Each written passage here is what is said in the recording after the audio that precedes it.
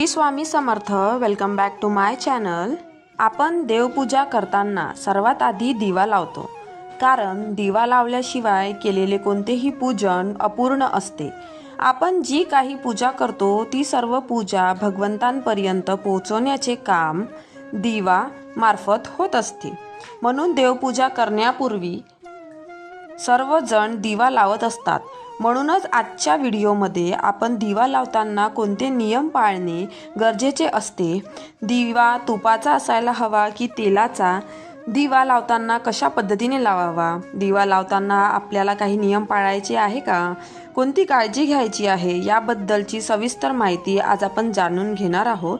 तर video skip न करता पूर्ण बघा आणि चॅनलला सबस्क्राईब करायला, व्हिडिओला लाईक करायला, शेअर करायला विसरू नका. दिवा लावल्याने आपल्याला कोणकोणते लाभ प्राप्त होतात, त्यामुळे आपल्या यशाची प्राप्ती होईल, हे सर्व जाणून घेणार आहोत. दिवा लावल्याने घरात नकारात्मक ऊर्जा नष्ट होते, तेव्हा दिवा लावण्यापूर्वी काही गोष्टींकडे लक्ष देणे आवश्यक असते.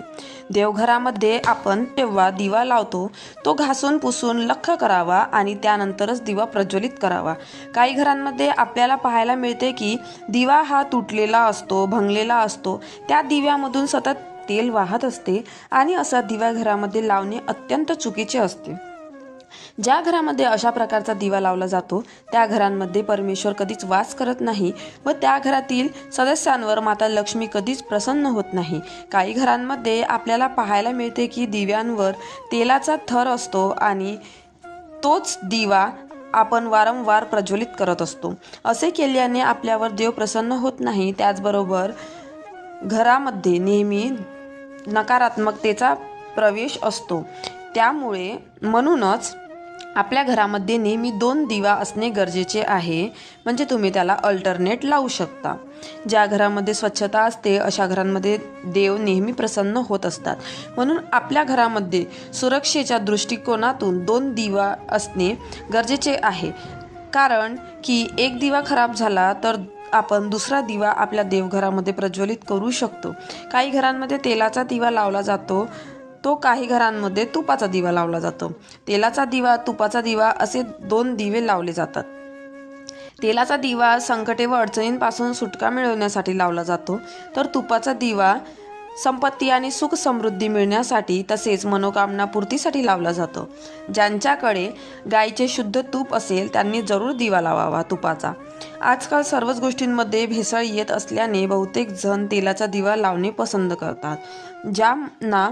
ज्यांना तुपाचा दिवा लावणे शक्य आहे त्यांनी अवश्य घरात दिवा तुपाचा लावावा, त्यामुळे अनेक फायदे होतात.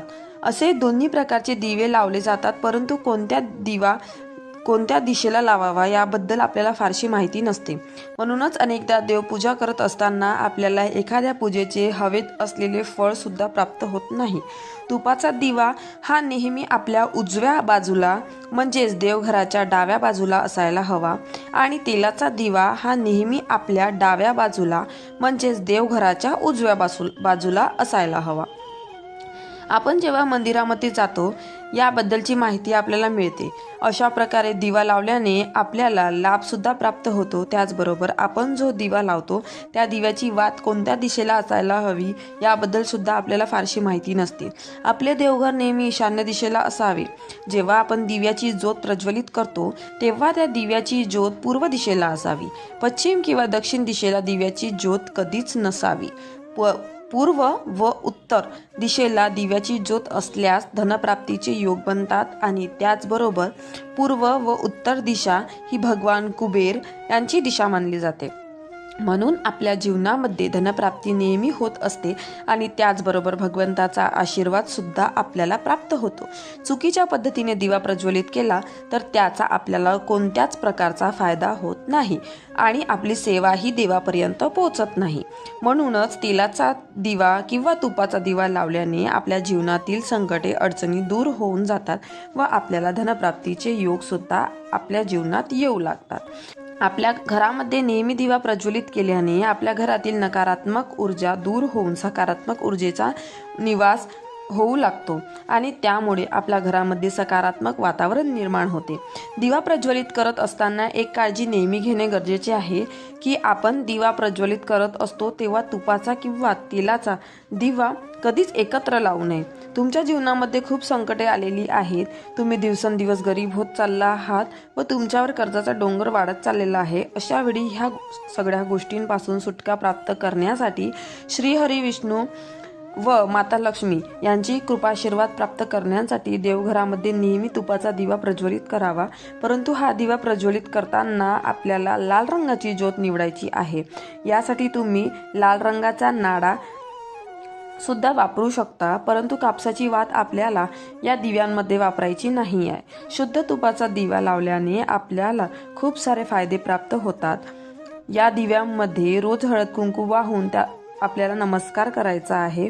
रोज जर काही नियमांचे पालन करून जर आपण योग्यरित्या दिवा प्रज्वलित केल्या तर त्याचे आपल्याला फळसुद्धा चांगले प्राप्त होत असते आणि या सगळ्या गोष्टींमुळे आपले जीवनसुद्धा चांगले राहते.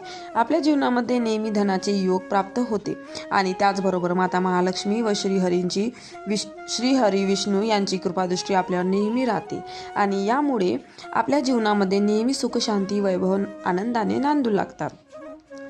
हा व्हिडिओ तुम्हाला कसा वाटला हे नक्की सांगा आणि अशाच नवनवीन माहितींसाठी चॅनलला सबस्क्राईब करायला विसरू नका.